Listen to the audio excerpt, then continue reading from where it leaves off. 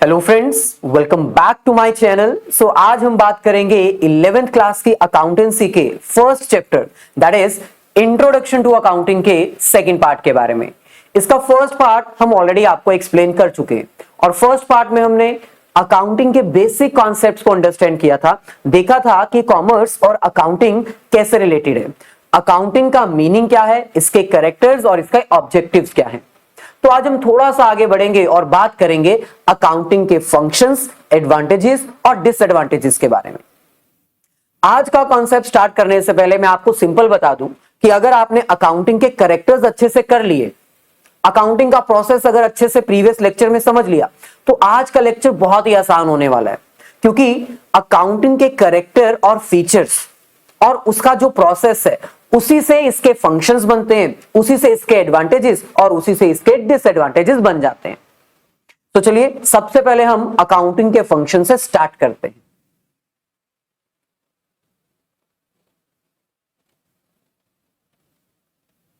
चलिए, सो ये हमारे पास है फंक्शंस ऑफ अकाउंटिंग।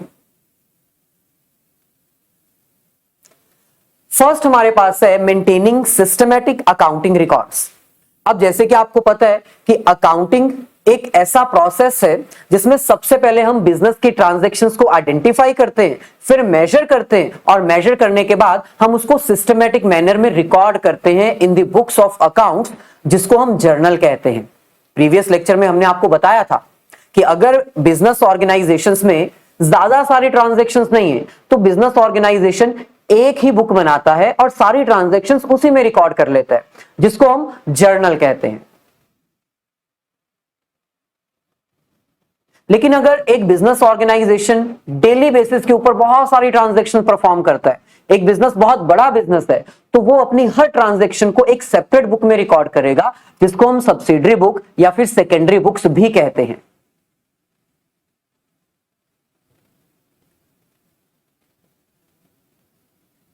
सो ये दो बुक्स होती हैं जहां पर हम सबसे पहले इनिशियली बिजनेस की मॉनेटरी नेचर की ट्रांजैक्शन को रिकॉर्ड करते हैं। तो फंक्शन क्या हुआ अकाउंटिंग का, अकाउंटिंग क्यों की जाती है, अकाउंटिंग से हमें क्या पता चलता है।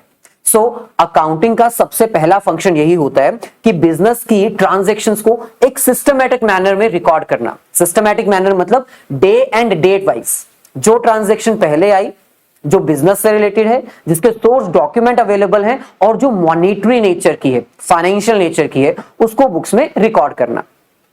सो देखिए यहां पर हमें क्या कह रहे हैं, the first and the most important function of accounting is to maintain the systematic record of all the business transactions. जितने भी बिजनेस रिलेटेड ट्रांजैक्शंस है उसको सिस्टमैटिक मैनर में रिकॉर्ड करना, यह सबसे पहला फंक्शन है अकाउंटिंग का।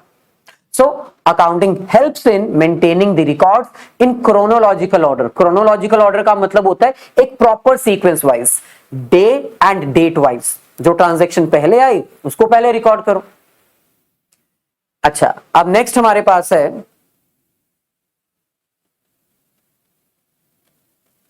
Preparation of financial statements. अब फाइनेंशियल स्टेटमेंट्स क्या होती है ये भी हम आपको बता चुके हैं। फाइनेंशियल स्टेटमेंट्स का मतलब होता है फाइनल स्टेटमेंट्स, जो at the end of a year prepare की जाती हैं, जो पूरे बिजनेस की समरी प्रोवाइड करती हैं कि आखिरकार बिजनेस को प्रॉफिट हुआ या लॉस हुआ, बिजनेस की एसेट्स कितनी है और लायबिलिटीज कितनी है।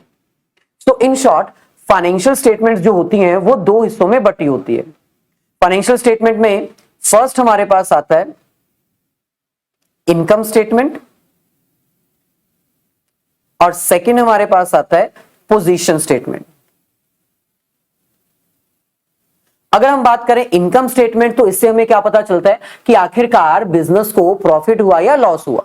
इनकम स्टेटमेंट में हम ट्रेडिंग अकाउंट प्रिपेयर करते हैं और profit and loss account prepare करते हैं, और पोजीशन स्टेटमेंट में हम बैलेंस शीट प्रिपेयर करते हैं। इन दोनों से हमें पता चलता है कि बिजनेस को at the end profit earn हुआ या लॉस बियर करना पड़ा, और बैलेंस शीट से हमें क्या पता चलता है बिजनेस के पास कितनी एसेट्स हैं और कितनी लायबिलिटीज हैं। तो सेकंड फंक्शन क्या हुआ अकाउंटिंग का, accounting is done to find out the financial statements. ये इसका पर्पस है, ये इसका फंक्शन है। अकाउंटिंग क्यों की जाती है, ताकि हम अपनी फाइनल स्टेटमेंट्स बना सकें, एट द एंड पता लगा सकें कि बिजनेस को प्रॉफिट हुआ है या लॉस हुआ है। Next third, meeting legal requirements. अब देखो, अगर आप बिजनेस कर रहे हो ना, तो आपको बहुत सारी लीगल रिक्वायरमेंट्स फुलफिल करनी पड़ती हैं। गवर्नमेंट के द्वारा कुछ लीगल बाउंडेशंस होती हैं जो आपको पूरी करनी होती है। जैसे टाइम टू टाइम आपको अपने प्रॉफिट्स, अपनी रिटर्न्स भरनी पड़ती हैं। प्रॉफिट्स के रिगार्डिंग प्रॉफिट जितना हुआ है उसके ऊपर कॉर्पोरेट टैक्स देना पड़ता है। डिफरेंट प्रोडक्ट्स के ऊपर जो आप परचेज सेल कर रहे हो उसके ऊपर GST, goods and service tax collect करके गवर्नमेंट को पे करना होता है। तो इतनी सारी रिक्वायरमेंट्स पूरी करने के लिए अकाउंटिंग की जरूरत पड़ती है। क्योंकि आप खुद सोचो, अगर अकाउंटिंग नहीं होगी तो बिना अकाउंटिंग के हमें पता नहीं चलेगा कि बिजनेस को प्रॉफिट हुआ या लॉस हुआ। प्रॉफिट हुआ या लॉस हुआ अगर यही नहीं पता तो गवर्नमेंट को टैक्स किस बेसिस पे देंगे। गवर्नमेंट जो है वो कॉर्पोरेट टैक्स लगाती है या फिर जो भी टैक्स लगाती है, इनकम टैक्स लगाती है, चाहे वो जीएसटी लगाती है, वो तो हमारी अर्निंग्स के ऊपर, प्रोडक्ट के प्राइस के ऊपर लगाती है।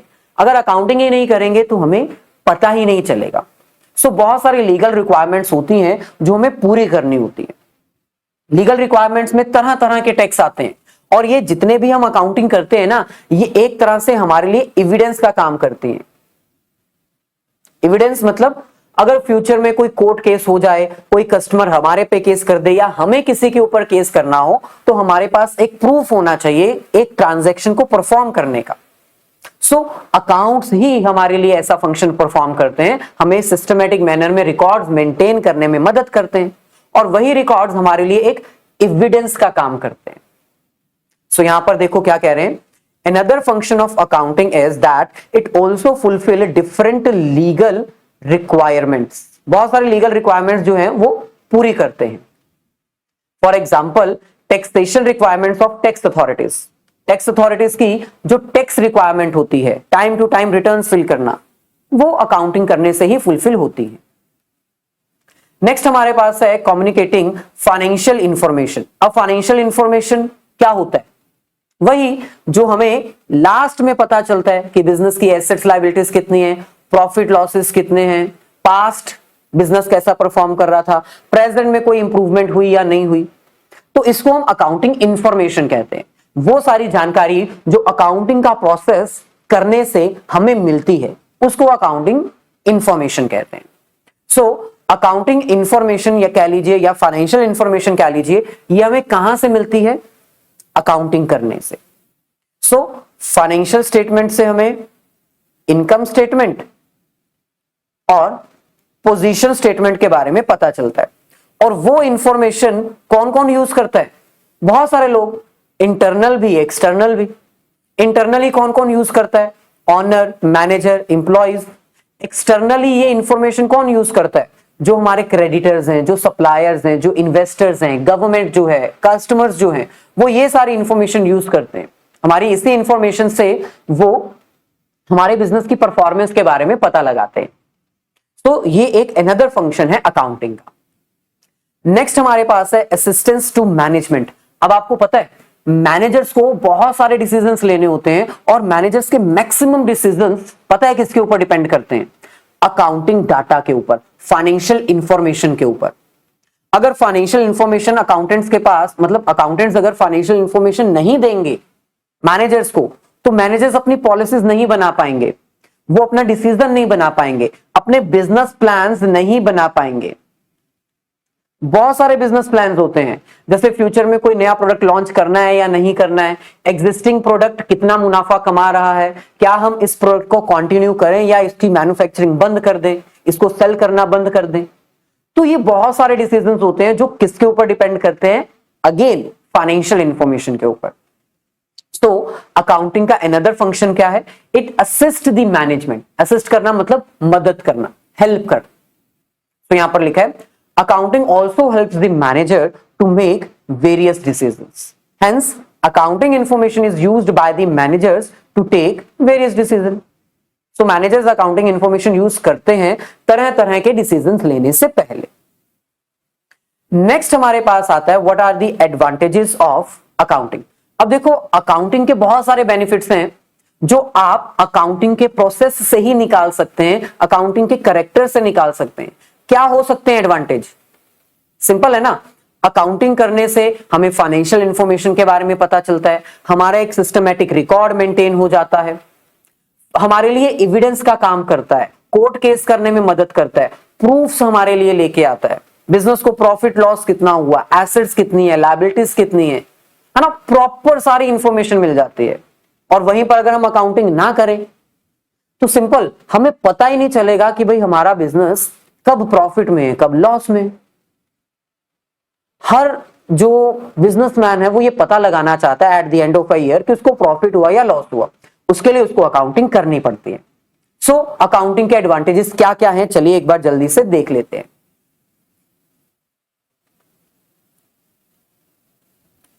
ओके, सो फर्स्ट हमारे पास है financial information of business.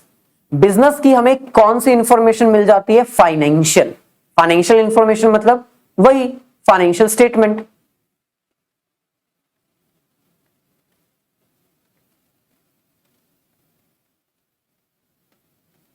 Financial statement कितने हिस्सों में बटी हुई है? अभी बताया था, 2 पार्ट्स में। एक हमारे पास होती है इनकम स्टेटमेंट और दूसरी हमारे पास होती है पोजीशन स्टेटमेंट।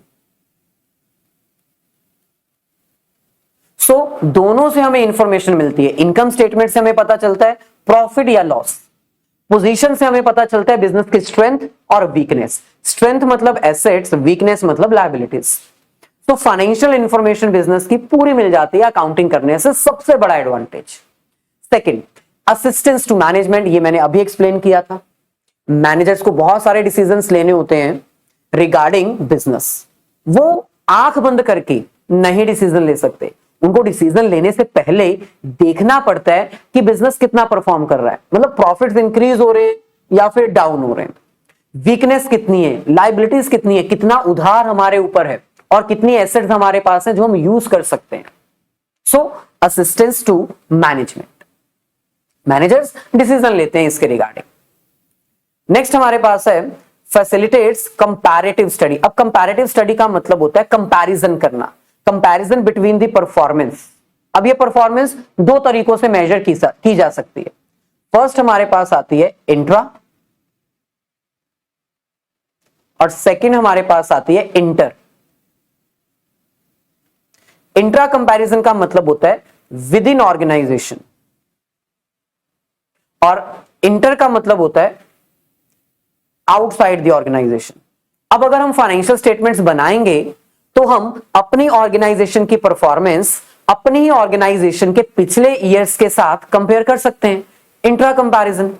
और हम अगर चाहें तो अपनी फर्म की, अपनी बिजनेस की परफॉर्मेंस किसी दूसरे बिजनेस की फर्म के साथ भी कंपेयर कर सकते हैं, that is inter, outside the organization. तो अगर अकाउंट्स कर रहे हो तो इसका एडवांटेज क्या होगा? आप कंपैरिजन कर सकते हो और कंपैरिजन करने पे आपको पता चल जाएगा कि भाई बिजनेस कितना अच्छा परफॉर्म कर रहा है। नेक्स्ट हमारे पास है फैसिलिटेट्स रेजिंग लोन। अब आपको पता होना चाहिए अगर आपके बिजनेस को लोन चाहिए तो लोन कोई भी बैंक ऐसे ही नहीं दे देता। सबसे पहले वो आपकी फाइनेंशियल परफॉर्मेंस इवैल्यूएट करता है, वो देखता है कि आप पिछले 4-5 सालों से किस तरह की परफॉर्मेंस दे रहे हो, क्या आपकी परफॉर्मेंस स्टेबल है, ना कभी लॉस ना कभी बहुत ज्यादा प्रॉफिट, एवरेज चल रही है, या फिर आपकी परफॉर्मेंस बहुत फ्लक्चुएट होती है, कभी बहुत ज्यादा प्रॉफिट कभी बहुत ज्यादा लो हो जाते हो आप। तो ऐसे सिचुएशन में जो बैंक्स हैं वो लोन थोड़ा कम देना पसंद करते हैं, क्योंकि उनको होता है कि बिजनेस अगर चलते चलते डूब गया तो। सो इसका मतलब अगर किसी भी बिजनेस को लोन चाहिए तो अकाउंटिंग करनी ही पड़ेगी। सो अकाउंटिंग का अनदर एडवांटेज क्या है? लोन लेने के लिए अकाउंट्स की परफॉर्मेंस शो करनी पड़ती है, बिजनेस की परफॉर्मेंस शो करनी पड़ती है। वो तभी पॉसिबल है जब हम अकाउंटिंग कर रहे हैं। नेक्स्ट हमारे पास है evidence in court. Evidence in court मैंने अभी एक्सप्लेन किया था, सेम वही पॉइंट। अगर इन फ्यूचर आप किसी के ऊपर केस करना चाहते हो या किसी ने आपके ऊपर केस कर दिया तो आपके पास कुछ लीगल एविडेंस, कुछ प्रूफ तो होने चाहिए। और वो आपको कहां से मिलेंगे? जब आप प्रॉपर अकाउंटिंग मेंटेन कर रहे हो। जैसे मान लो आपने एक राहुल नाम के कस्टमर कोई प्रोडक्ट सेल किया और आपने उस ट्रांजैक्शन को रिकॉर्ड नहीं किया, क्योंकि आप उसको रिकॉर्ड करते ही नहीं, आप अकाउंटिंग करते ही नहीं हो। आने वाले टाइम में अगर राहुल ने फर्म के ऊपर कोई केस कर दिया तो फर्म के पास कोई लीगल एविडेंस होगा ही नहीं जो वो कोर्ट के सामने पेश कर सके। Regarding all the measures, regarding all the transactions, उनके पास कुछ है ही नहीं। सो कोर्ट में एक लीगल एविडेंस के तौर पर अकाउंटिंग मानी जाती है, इसलिए अकाउंटिंग जरूरी है। नेक्स्ट है हेल्प्स इन डिसीजन मेकिंग। अब बहुत सारे डिसीजंस जो हैं वो मैनेजर्स तो लेते ही हैं, लेकिन एक ऑनर, एम्प्लॉय, क्रेडिटर्स, है ना, और डिफरेंट डिफरेंट कस्टमर्स, वो भी डिसीजन लेते हैं रिगार्डिंग बिजनेस। जैसे फॉर एग्जांपल, अगर किसी कस्टमर ने किसी पर्टिकुलर बिजनेस को बिजनेस का प्रोडक्ट परचेज करना है, तो वो पहले फाइनेंशियल इंफॉर्मेशन चेक कर लेता है। कई बार वो देखता है कि ये बिजनेस है अच्छा या नहीं है, क्योंकि कस्टमर्स जो होते हैं वो ऐसे प्रोडक्ट को परचेज करना बिल्कुल पसंद नहीं करते जिसकी परफॉर्मेंस मार्केट में डाउन हो चुकी है या फिर वो प्रोडक्ट खत्म हो चुके हैं मार्केट में। Live example Nokia. नोकिया का बहुत नेम था, लेकिन अब थोड़ा सा नहीं कह लीजिए, बहुत ही ज्यादा डाउन आ चुका है। अब कस्टमर्स उसका नाम होने के बाद भी उसको परचेज नहीं करते, क्योंकि वो एक बार डाउन जा चुका है। सो बहुत सारे डिसीजन जो है वो मैनेजर्स के भी डिसीजन हो सकते हैं, वो इंप्लॉइज के डिसीजन भी हो सकते हैं। इंप्लॉइज क्या डिसीजन लेते हैं, वो देखते हैं कि क्या हमें इस फर्म में कंटिन्यू करना चाहिए या इस फर्म को छोड़ के चले जाना चाहिए। वो भी अकाउंटिंग के ऊपर डिपेंड करता है। अगर अकाउंटिंग अच्छी है, प्रॉफिट कमा रहा है बिजनेस, तो वर्कर्स वहां कंटिन्यू करेंगे। लेकिन अगर इंप्लॉइज को पता चल गया कि भाई ये तो बिजनेस फ्लॉप होने वाला है या हो चुका है, पता चल रहा है अकाउंट्स को देख के, तो वो बिजनेस को छोड़ के जाएंगे ही जाएंगे। नेक्स्ट और लास्ट इंपॉर्टेंस हमारे पास है सेटलमेंट ऑफ टैक्स लायबिलिटीज। अब जैसे कि मैंने बताया, हमें बहुत तरह के टैक्स देने पड़ते हैं, जैसे कि मान लो income tax, then wealth tax, property tax, corporate tax, या फिर कह लीजिए इनडायरेक्ट टैक्स जो कि जीएसटी है, गुड्स एंड सर्विस टैक्स। तो ये सारे टैक्स भी अकाउंटिंग के बेस के ऊपर ही हमें फाइल करने पड़ते हैं। जितनी भी रिटर्न्स हम फाइल करते हैं, जितनी भी हम इनकम्स शो करते हैं, वो इन्हीं अकाउंटिंग की हेल्प से शो करते हैं। सो अगर अकाउंटिंग ना हो तो हम अपनी फाइनेंशियल इंफॉर्मेशन शो ही ना कर पाए, और अगर फाइनेंशियल इंफॉर्मेशन शो ना हुई तो टैक्स कैसे भरेंगे? ज्यादा भर दिया तो, कम भर दिया तो। सो इसलिए टैक्स लायबिलिटीज को पूरा करने के लिए भी अकाउंटिंग की जरूरत पड़ती। अच्छा, अब इसके एडवांटेजेस तो बहुत सारे हैं, लेकिन जब हम डिसएडवांटेजेस की बात करें तो डिसएडवांटेजेस सोचना थोड़ा मुश्किल हो जाता है ना। सो इसके कुछ डिसएडवांटेजेस भी हैं। सबसे बड़ा इसका डिसएडवांटेज पता क्या है? ये जो अकाउंटिंग है वो फुल एग्जैक्ट नहीं है।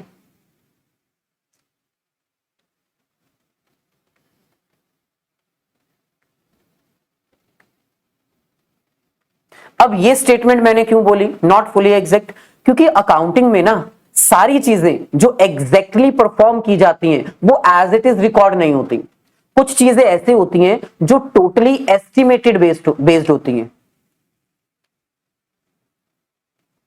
जैसे फॉर एग्जांपल, हम बिजनेस में एक मशीन लेके आए और उस मशीन को हमने एस्टिमेट किया कि ये 10 साल चलेगी, और हम उसकी 10 साल की एवरेज लाइफ के अकॉर्डिंग उसके ऊपर डेप्रिसिएशन चार्ज करते हैं। डेप्रिसिएशन का मतलब होता है कि मशीन की वैल्यू को साल भर साल कम करते रहना, क्योंकि हम मशीन को यूज कर रहे हैं तो वैल्यू कम होगी ही होगी। जैसे आप मान लो कोई मोबाइल लेके आए, मोबाइल को जैसे जैसे यूज करोगे, जैसे जैसे मोबाइल पुराना होता जाएगा तो उसकी वैल्यू कम होगी।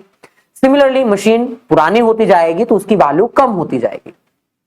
सो हमने एस्टिमेट किया कि ये मशीन 10 साल चलेगी, हो सकता है 5 साल चले, लेकिन हमने एस्टिमेट कर लिया 10 साल। सो हम 10 साल के अकॉर्डिंग अकाउंटिंग कर रहे हैं, तो हो गई ना गड़बड़। तो इसका मतलब अकाउंटिंग हम ये नहीं कह सकते कि ये पूरी 100% एक्यूरेट है, ये फुल एग्जैक्ट है, नहीं। अकाउंटिंग में भी कुछ चीजें एस्टिमेट करके रिकॉर्ड की जाती हैं।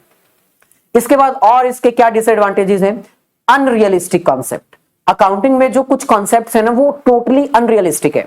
अब आने वाले टाइम में आप अकाउंटिंग के ना कुछ कॉन्सेप्ट रीड करोगे, कुछ कॉन्सेप्ट अंडरस्टैंड करोगे, उसमें से कुछ कॉन्सेप्ट आपको लगेंगे कि सर ये कॉन्सेप्ट तो बहुत ही अजीब है, ऐसा भी होता है क्या?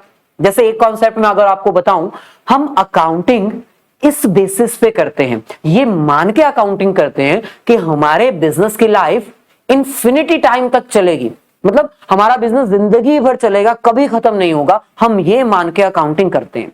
It exist for life long. तो ये तो एक अनरियलिस्टिक कॉन्सेप्ट है, कभी ना कभी तो खत्म होना ही है ना। तो इन्फिनिटी लाइफ हम कैसे एज्यूम कर सकते हैं? और अभी मैंने एग्जांपल दी, एसेट्स की लाइफ एस्टिमेट की जाती है, तो ये भी तो एक अनरियलिस्टिक चीज है। एस्टिमेट करके आप अकाउंटिंग कर रहे हो, एग्जैक्ट वैल्यू आपको नहीं पता है, आप सिर्फ एस्टिमेट लगा के अकाउंटिंग कर रहे हो, तो ये भी एक अनरियलिस्टिक कॉन्सेप्ट है। सो दूसरा लिमिटेशन या दूसरा डिसएडवांटेज क्या है अकाउंटिंग का, कि अकाउंटिंग में बहुत सारे ऐसे कॉन्सेप्ट्स हैं जो सिर्फ एस्टिमेटेड बेस्ड हैं, जो अनरियलिस्टिक है, जैसे गोइंग कंसर्न कॉन्सेप्ट उनमें से एक है। गोइंग कंसर्न कॉन्सेप्ट क्या कहता है, बिजनेस की लाइफ जिंदगी भर चलती रहेगी, जो कि एक्चुअली ट्रू नहीं है।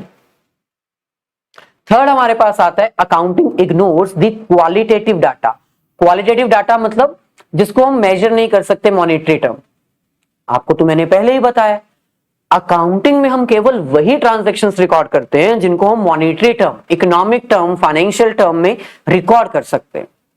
ऐसे ट्रांजैक्शंस जो क्वालिटेटिव टर्म की हैं, honesty, punctuality, skills of manager, hard working employees, effective, punctual workers, ये सब बिजनेस को इफेक्ट करते हैं, बिजनेस की परफॉर्मेंस बढ़ाते हैं। बिजनेस की परफॉर्मेंस बढ़ने से प्रॉफिट भी बढ़ता है, लेकिन फिर भी ये रिकॉर्ड ही नहीं होती है ना। इतनी इंपॉर्टेंट इंफॉर्मेशन रिकॉर्ड ही नहीं होती अकाउंटिंग में, ये इसका ड्रॉबैक है।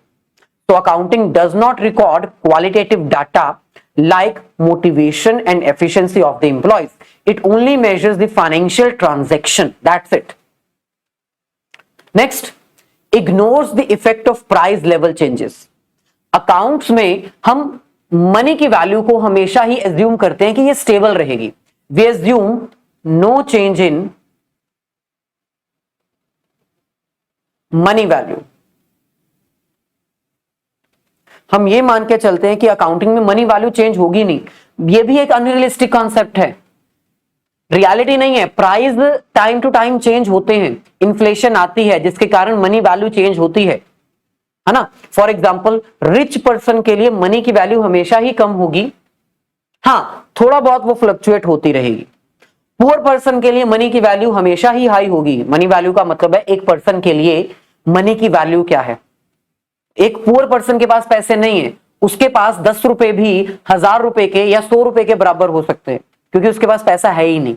और रिच पर्सन के लिए 1 रुपया भी 1 रुपए के नहीं 25 पैसे के बराबर हो सकता है, क्योंकि उसके पास तो बहुत सारे पैसे हैं।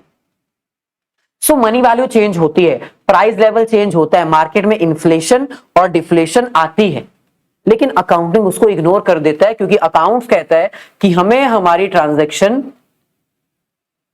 हिस्टोरिकल वैल्यू पर ही रिकॉर्ड करनी है, दैट्स इट। चेंज एक्सेप्ट करना ही नहीं है, जो कि गलत है। चेंजेस आए हैं तो उनको भी मेजर करना पड़ेगा, उनको भी रिकॉग्नाइज करना चाहिए। लास्ट हमारे पास है leads to window dressing. Window dressing का मतलब होता है अकाउंट्स के रिकॉर्ड्स को मैनिपुलेट करना, जानबूझ के बिजनेस का प्रॉफिट ज्यादा शो कर देना, लॉसेस को कम करके शो करना, कुछ लोन्स कुछ लायबिलिटीज शो ही ना करना, ताकि हम इन्वेस्टर्स को झूठ बोल सके, गवर्नमेंट को झूठ दिखा सके और अपने आप को बचा सके, अपने बिजनेस को ज्यादा बढ़ता हुआ दिखा के इन्वेस्टर्स को अपने बिजनेस में पैसा इन्वेस्ट करने के लिए अट्रैक्ट कर सकें। सो विंडो ड्रेसिंग करने का मतलब होता है कि अकाउंट्स में छेड़छाड़ करना, अकाउंट्स में चेंजेस कर देना, ऐसे चेंजेस कर देना जिसके कारण बिजनेस हाई फाई लगे। चलिए, तो ये हमारे पास आज का कॉन्सेप्ट था। एक लास्ट हमारे पास है different roles of accounting. Different roles of accounting मतलब अकाउंटिंग के क्या क्या रोल्स है, मैंने बताया है आपको। अकाउंटिंग एक लैंग्वेज है, जैसे इंग्लिश है। अकाउंटिंग हिस्टोरिकल रिकॉर्ड्स ही मेंटेन करती है, हम इसमें चेंजेस एक्सेप्ट नहीं करते। And as current economic reality मतलब अकाउंट्स जो है वो एक इकोनॉमी की रियलिटी को भी दर्शाता है। हम पूरी इकोनॉमी की अकाउंटिंग करके पता लगा सकते हैं कि ओवर द टाइम हमारी इकोनॉमी की वेल्थ कितनी चेंज हुई है, हमारी इकोनॉमी की जीडीपी कैसी परफॉर्म कर रही है। अकाउंटिंग को हम एक इकोनॉमी की जीडीपी कैलकुलेट करने के लिए भी यूज करते हैं। Next, as an information system, accounting जो है वो एक तरह से इंफॉर्मेशन सिस्टम का काम करता है, क्योंकि ये मैनेजर्स को, इंप्लॉइज को, है ना, कस्टमर्स को और गवर्नमेंट्स को बहुत सारी इंफॉर्मेशन प्रोवाइड करता है। एक्सटर्नल यूजर्स भी हैं, इंटरनल यूजर्स भी हैं, जो अकाउंटिंग के इंफॉर्मेशन को यूज करके अपने डिसीजंस बनाते हैं। और last, as a commodity. As a commodity का मतलब है specialised information is viewed as a service which is in demand in society with accounts being willing to and capable of providing it। मतलब accountants ही हैं जो society को ऐसी information provide कर सकते हैं, अकाउंटेंट्स ही हैं जो ऐसे सर्विसेज देते हैं। मतलब जैसे मार्केट में प्रोडक्ट बिकते हैं ना, ऐसे ही अकाउंटेंट्स की सर्विसेज बिकती हैं। अकाउंटेंट्स की डिमांड होती है क्योंकि एक नॉर्मल पर्सन अकाउंटिंग नहीं कर सकता। तो अकाउंट एक प्रोडक्ट की तरह, एक कमोडिटी की तरह बिकता है मार्केट में और लोग इसको खरीदते हैं, सर्विस के बदले में पे करते हैं। So different roles of accounting में ये लैंग्वेज भी है, हिस्टोरिकल रिकॉर्ड भी मेंटेन करता है, इकोनॉमी की रियलिटी भी शो करता है, इंफॉर्मेशन भी शेयर करता है और कमोडिटी की तरह मार्केट में बिकता भी है। सो ये था हमारा आज का लेक्चर। आई होप सारे कॉन्सेप्ट क्लियर हो चुके हैं। फिर भी अगर कोई डाउट है तो कमेंट सेक्शन खुला पड़ा है भाई, जितने मर्जी डाउट्स पूछो, हम आपके डाउट्स को आंसर जरूर कर देंगे।